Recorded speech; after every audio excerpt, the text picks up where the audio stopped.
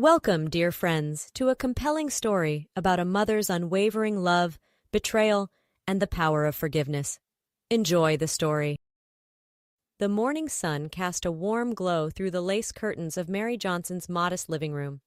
At 68, Mary was a frail woman with kind, gentle eyes and a crown of silver hair that spoke of a life filled with love, laughter, and her fair share of heartache.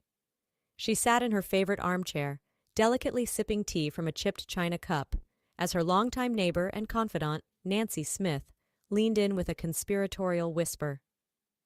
"Mary, you'll never believe what I just heard down at the grocery store," Nancy said, her eyes wide with excitement. "Your boy Victor is getting married today, and to a wealthy doctor's daughter, no less."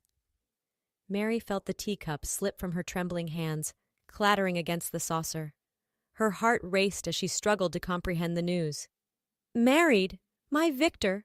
But he never said a word to me. Why would he keep something like this from his own mother?"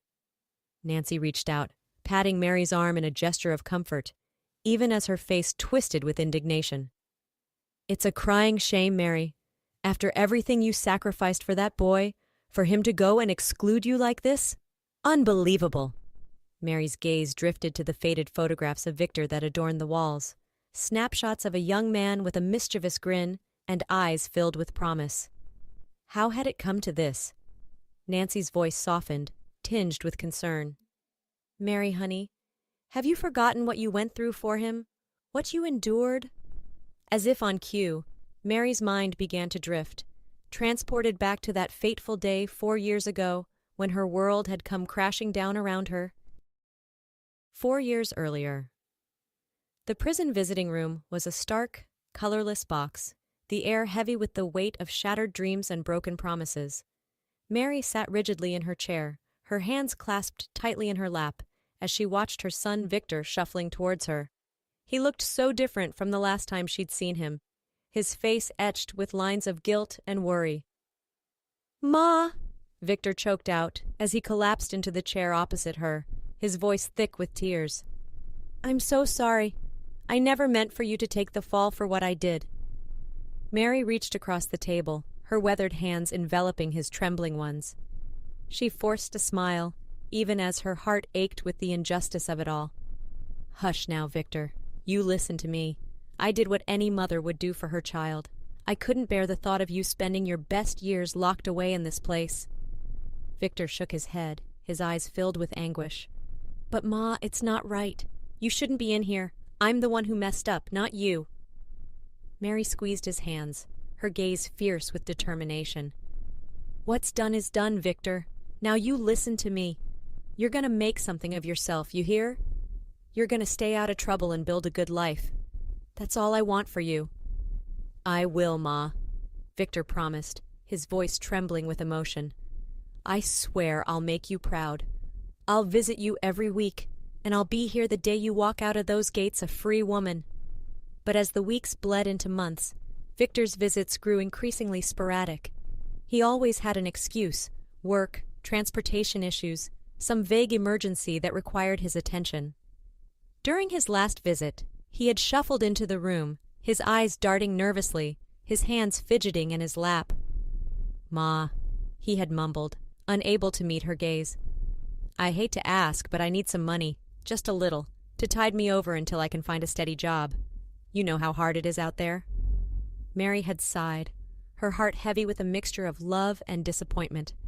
She had given up everything for her son, her freedom, her reputation, her very life as she knew it. And still, it seemed, it was never quite enough. But how could she deny him when he was all she had left in the world? With a heavy heart, Mary had agreed, watching as Victor's face lit up with relief and gratitude. She only hoped that one day he would understand the true depth of a mother's love and the sacrifices she had made for him. Nancy's voice, tinged with righteous anger, pulled Mary back to the present. "Well, what are you going to do about it, Mary? You can't just sit back and let him get married without you." Mary felt a sudden surge of determination coursing through her veins. She stood up, her chin lifted, her eyes blazing with resolve. "You're absolutely right, Nancy. I'm going to that wedding. My boy needs his mother, whether he realizes it or not." She marched into her bedroom, dropping to her knees to pull a battered old suitcase from beneath the bed. With trembling hands, she opened it, rifling through the contents until she found what she was looking for: a small, rusted coffee tin. Inside, hidden beneath a stack of yellowed letters and faded photographs, was a meager stack of bills, her life savings, painstakingly collected over the years.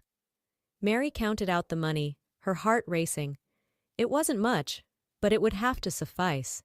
She couldn't let her financial situation stand in the way of being there for her son on his big day. "Nancy!" Mary called out, her voice wavering slightly. "I hate to impose, but could you possibly lend me a dress and some shoes? I'm afraid I don't have anything suitable for a wedding." Nancy appeared in the doorway, a knowing smile on her face, her eyes filled with warmth and understanding. "Say no more, Mary. You just leave everything to me. We'll have you looking like $1,000,000 in no time." As Mary began to pack her suitcase, carefully folding the borrowed dress and shoes alongside containers of homemade food, she couldn't help but feel a flicker of excitement mingled with apprehension. She was really doing this. She was going to see her son get married. Surely he would be thrilled to have her there, wouldn't he? She tried to push down the nagging doubts that clawed at the edges of her mind.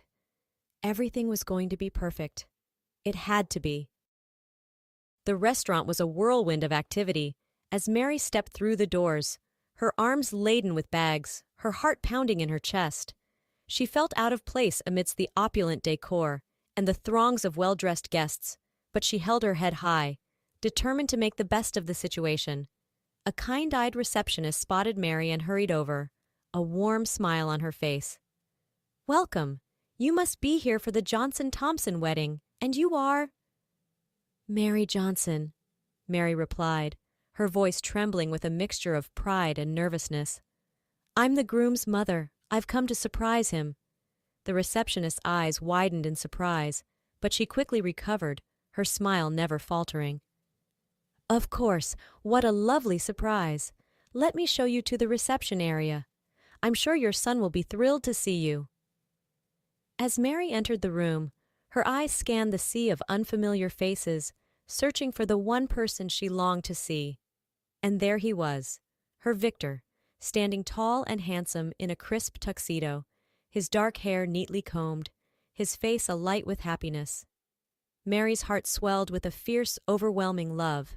That was her boy, all grown up and ready to start a new chapter in his life. But as Victor's gaze landed on Mary, his expression morphed from joy to shock to something darker, more ominous. He strode towards her, his face twisted with anger, his eyes flashing with barely contained rage. "Ma?"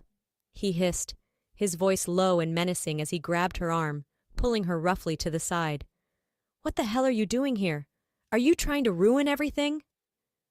Mary recoiled as if she had been physically struck, her eyes filling with tears of confusion and hurt.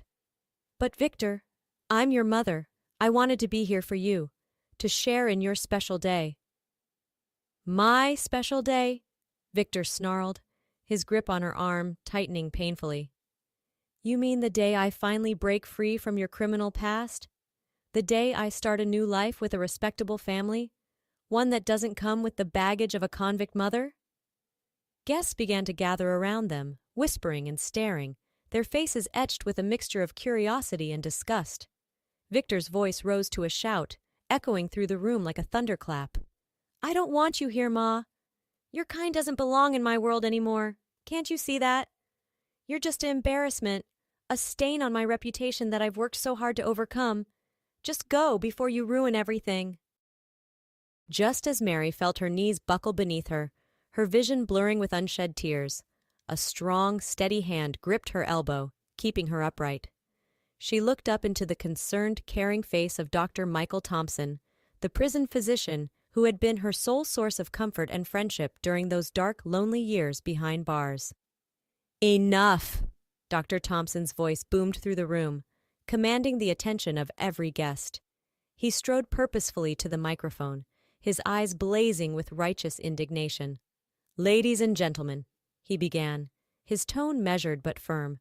"I apologize for the interruption, but there seems to be a grave misunderstanding unfolding before us."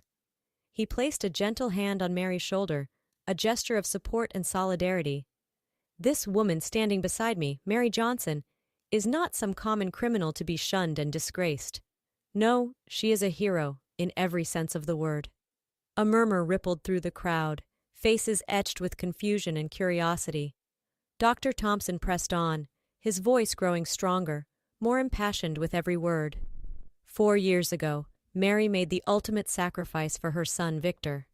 She took the blame for a robbery that he committed, willingly surrendering her freedom and her reputation to protect him from the consequences of his actions. She languished in prison, enduring unspeakable hardships, while Victor walked free, never once looking back or acknowledging the depths of his mother's love and devotion. Victor's face drained of all color, his eyes wide with panic as he realized the truth was finally being laid bare for all to see. He opened his mouth to protest, but no words came out, his voice stolen by the weight of his own guilt and shame. And now, Dr. Thompson continued, his gaze sweeping across the room, on the very day that Victor should be honoring his mother, thanking her for the sacrifices she made, he chooses instead to cast her aside, to pretend she doesn't exist, all for the sake of his own selfish ambition. Shame on you, Victor Johnson. Shame on you for your cruelty, your ingratitude, your utter lack of humanity. As the doctor's words hung heavy in the air, a figure in white emerged from the stunned crowd. It was Emily, Dr. Thompson's daughter and Victor's intended bride, her face streaked with tears, her eyes filled with a mixture of sorrow and resolve. She approached Mary, her steps slow but purposeful, and gently took the older woman's hands in her own. "Mary," she whispered, her voice trembling with emotion, "I am so sorry for what you've endured. You are a true testament to the power of a mother's love, and I am honored to stand in your presence." Then, turning to face Victor, Emily slowly removed the glittering engagement ring from her finger, pressing it into his palm with a sense of finality. "I'm sorry, Victor," she said softly, her voice barely above a whisper, "but I cannot marry a man who would treat his own mother with such callousness and cruelty. You are not the man I thought you were, and I cannot build a life with someone who has so little regard for the sacrifices of others." With that, she linked her arm through her father's and walked out of the room, her head held high, leaving Victor standing alone amidst the wreckage of his own making. "I've ruined everything," Mary sobbed, her face buried in her hands as she sat beside Dr. Thompson in a quiet office, away from the chaos of the reception. "I never should have come here. Victor was right. I don't belong in his world, not anymore." Dr. Thompson gently took her hands, his eyes filled with warmth and compassion. "No, Mary," he said softly, his voice a soothing balm to her battered soul. "It is Victor who doesn't belong in a world where a mother's love is treated as a burden rather than the precious gift it truly is. What he did today was unforgivable, but please, don't let his actions diminish your own worth." He leaned in closer, his voice dropping to a whisper, as if sharing a secret meant only for her ears. "Mary, you are an extraordinary woman. Your strength, your resilience, your capacity for love in the face of unimaginable adversity. These are qualities to be celebrated and cherished, not hidden away like some shameful secret. You have endured so much, and yet your heart remains pure, untainted by bitterness or resentment.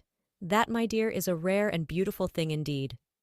Mary felt a flicker of hope ignite within her, a tiny ember that refused to be extinguished by the cruelty of others. Perhaps Dr. Thompson was right. Perhaps it was time she started valuing herself, embracing her own worth, regardless of her past mistakes or the judgment of others. As Dr. Thompson and Mary drove home, the two of them sipping from a shared bottle of red wine and marveling at the day's unexpected twists and turns, Mary felt a sense of peace wash over her. She had survived prison, survived the heartbreak of a son's betrayal, and emerged somehow stronger, more resilient than ever before. But as they pulled up to Mary's humble home, Mary was shocked to see two figures huddled on her front steps, Victor and Emily, their faces etched with a mixture of sorrow and remorse. "Ma!" Victor choked out, his voice thick with tears as he stumbled to his feet. "I'm so sorry. I was a fool, an ungrateful wretch. I let my own selfish ambition blind me to the depths of your love. and I will regret that for the rest of my life. Please, if you can find it in your heart to forgive me." Mary stepped out of the car, her heart racing, hardly daring to believe the scene unfolding before her eyes. She had dreamed of this moment for so long, had imagined all the things she would say, all the anger and hurt she would unleash upon her wayward son. But as she looked into Victor's eyes, saw the genuine remorse and desperation etched across his face, all thoughts of anger and recrimination melted away, replaced by an overwhelming surge of love and compassion. "Oh, my sweet boy," she whispered, pulling him into a fierce, bone-crushing embrace. "There is nothing to forgive. You are here now, and that is all that matters. I love you, Victor, more than you can possibly imagine, and I always will, no matter what." Emily stepped forward then, her hand resting protectively on the gentle swell of her stomach. "Mary," she said softly, her eyes shining with unshed tears, "there's something else you should know. Victor and we're going to have a baby, your grandchild, and we want nothing more than for this child to grow up knowing the fierce, unconditional love of his grandmother." Mary felt her heart expand with a joy so profound, it nearly took her breath away. Tears streamed down her face as she gathered Emily into her arms, marveling at the miraculous turn of events that had brought them all together. Just then, Nancy came bursting out of her house, still clad in her bathrobe, her hair in curlers. "What in the world is going on out here?" she demanded, her eyes wide with curiosity. Then, catching sight of Emily, her face softened with recognition. "Why, you must be Victor's bride," she exclaimed, clasping her hands together in delight. "Oh, how wonderful! You know the whole neighborhood just adores Mary. We should have the wedding right here in her front yard. We'll show this young man just how much his mother means to all of us." As the sun began to rise over the quiet street, casting everything in a warm golden glow, Mary looked around at the faces of her loved ones, old and new. Her heart felt fuller, more complete than it had in years. She knew there would still be challenges ahead, wounds to heal and trust to rebuild. But for now, in this perfect moment, all that mattered was the love that surrounded her, the unbreakable bonds of family and friendship that had seen her through her darkest days and brought her into the light.